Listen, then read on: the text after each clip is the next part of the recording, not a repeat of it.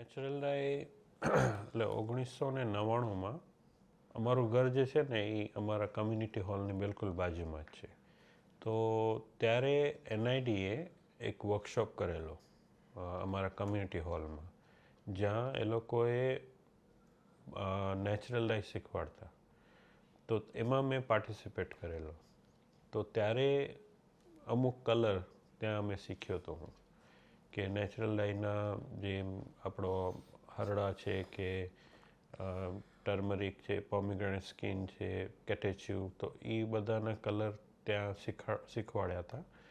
તો એ શીખીને થોડું ઘણું એક્સપેરિમેન્ટ કરતા અમે.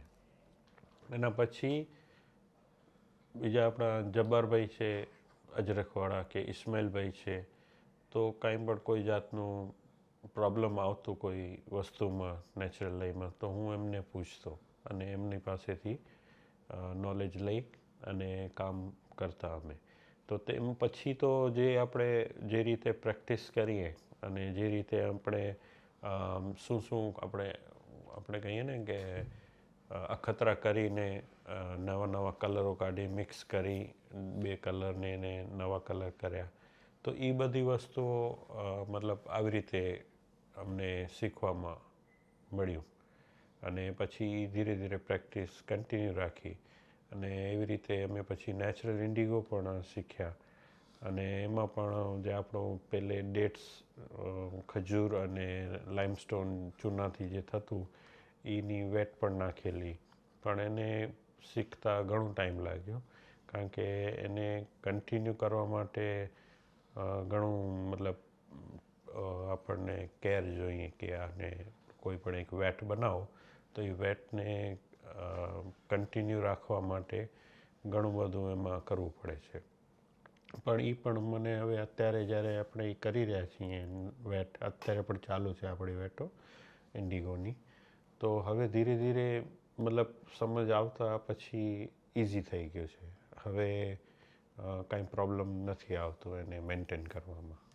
તો મોસ્ટલી જે નેચરલ ડાય છે, અમુક કન્ટ્રીઝ છે, દાખલા તરીકે ઓસ્ટ્રેલિયા છે, કેનેડા છે, જેમાં અમારા એવા ક્લાયન્ટ છે કે જે પ્રિફર કરે છે કે નેચરલ ડાય મળે. ઓફકોર્સ ત્યાં સિન્થેટિક ડાયસ પણ જાય છે, પણ મોસ્ટલી એ લોકો પ્રિફર કરે છે. હવે અમેરિકા જે ત્યાં માર્કેટ છે, તે એ લોકો ડઝન્ટ મેટર કે નેચરલ હોય કે સિન્થેટિક હોય, પણ એ લોકોને કામ અને કલર્સ ઉપર વધારે ફોકસ હોય છે.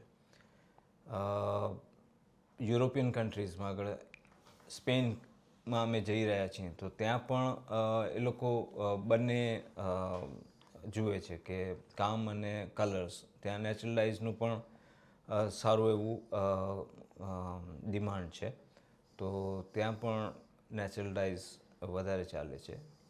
ઇન્ડિયામાં આપણી પાસે વધારે, કારણ કે લોકો ની ચોઈસ ઉપર પણ વધારે આધાર છે કે આપણા ઇન્ડિયન માર્કેટમાં મોસ્ટલી બ્રાઇટ કલર પસંદ કરતા હોય છે. તો બ્રાઇટ્સ કલર નેચરલ ડાયઝમાં આવતા નથી, તો લોકો વધારે સિન્થેટિક ડાયઝ પ્રત્યે આકર્ષિત થાય છે, કારણ કે બ્રાઇટ કલર હોય. પણ ઘણા લોકો એવાય પણ છે કે જે લોકો નેચરલ ડાયને પણ પસંદ કરે છે. તો આપણી પાસે બંને હાલે છે કે નેચરલ ડાયસ હોય કે સિન્થેટિક ડાયસ હોય, બંને સારી રીતે થાય છે. જે લોકોને નોલેજ છે નેચરલ ડાયની, એ લોકો નેચરલ ડાયનું જ માંગણી કરે છે. અને જે લોકોને કામ સારું લાગે, આપણી પાસે બંને ઓપ્શન હોય છે કે મતલબ સારું કામ લાગતું હોય તો આપણા બાયર્સને સિન્થેટિક હોય કે નેચરલ હોય કોઈ ફરક નથી પડતો, પણ જ્યારે નેચરલ અને સારું કામ હોય તો એ વધારે પ્રિફરેબલ લોકોને થાય છે. અમારી પાસે ઘણા સ્ટુડન્ટ આવતા હોય છે, even national and international students, યુનિવર્સિટીના સ્ટુડન્ટ્સ આવતા હોય છે. અને અમે એમને વર્કશોપ કરીને બાંધણી પણ શીખવાડીએ, ક્લેમ્પ પણ શીખવાડીએ. અને દર વર્ષે લગભગ 4 થી 5 કોલેજના સ્ટુડન્ટ આવતા હોય છે. લગભગ 10થી કરીને 40 સ્ટુડન્ટના ગ્રુપ હોય છે.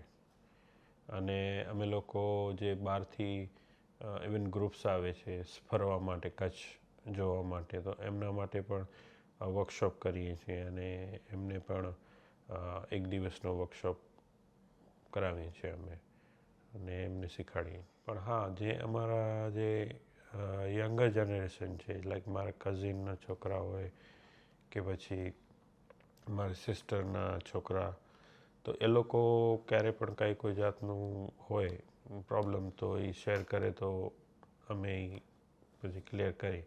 તો જેવી રીતે મારા ભાણેજા પણ જ્યારે એ ભણતા હતા તો એ ત્યાં આવતા અમારી પાસે બાંધણીનું શીખવા.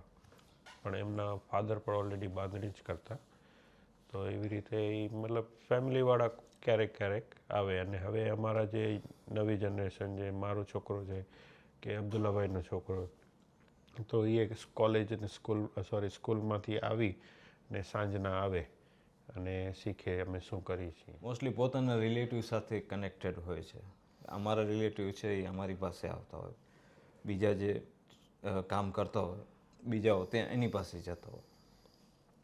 એટલે શીખવા માટે અમે ઓપન જ છીએ. કોઈ પણ આવે તો અમે ના ન પડીએ કે ભાઈ આ અમે નથી શીખવતા. કોઈ પણ આવે એને શીખવાનું અમે શીખવાડી દઈએ. કે કોઈ સજેશન લેવા આવે કે ભાઈ આપણે આમ નહીં ને આમ થઈ શકે કે ન થઈ શકે, તો એ અમે એને ઓપનલી એને ગાઈડ કરતા હોઈએ જનરલી.